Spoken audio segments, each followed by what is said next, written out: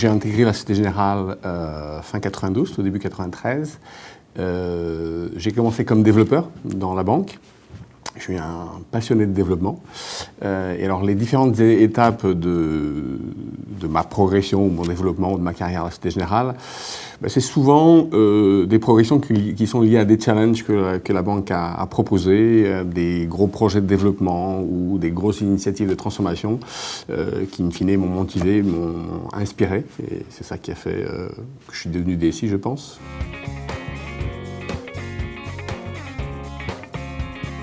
Je pense que la meilleure qualité, c'est très certainement de comprendre à la fois le métier dans lequel on s'insère, puisque l'IT à elle tout seul ne sert pas à grand-chose, et de comprendre la technologie et de savoir marier les deux.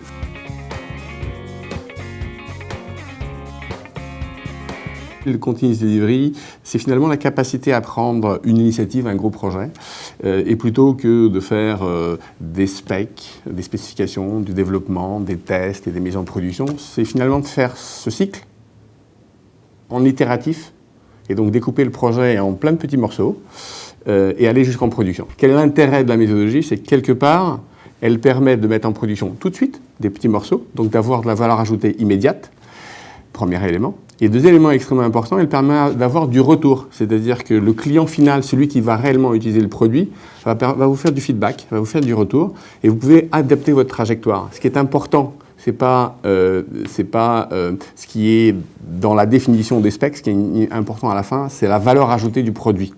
Et donc, si on s'est trompé dans les spécifications, ou si la technologie finalement est un peu plus lente ou plus compliquée, ça nous permet quelque part d'avoir un retour de l'utilisateur et faire une correction de la trajectoire pour in fine livrer le bon produit.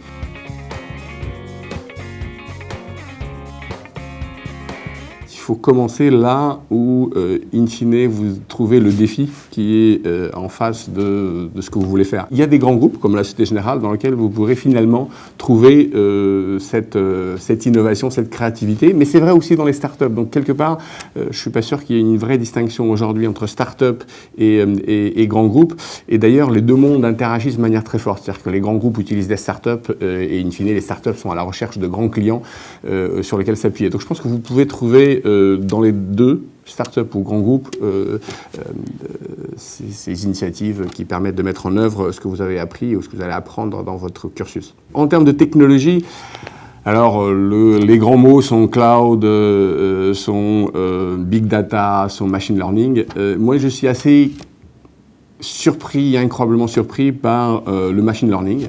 Et si j'avais un conseil presque, c'est big data et machine learning sont clairement des voies qui vont changer dramatiquement le paysage, et donc j'aurais tendance à vous conseiller à regarder Big Data et Machine Learning très fortement. Le cloud deviendra un standard, donc tout le monde utilisera le cloud. Donc pour ceux qui veulent faire de l'infrastructure, regardez au cloud de manière très forte. Et puis évidemment la sécurité restera quelque chose d'extrêmement important, donc notamment dans les banques, mais pareil ailleurs dans le cloud. Par exemple, si vous regardez ce que dit AWS, donc Amazon Web Services, cette année, leur plus gros poste d'investissement était la partie sécurité.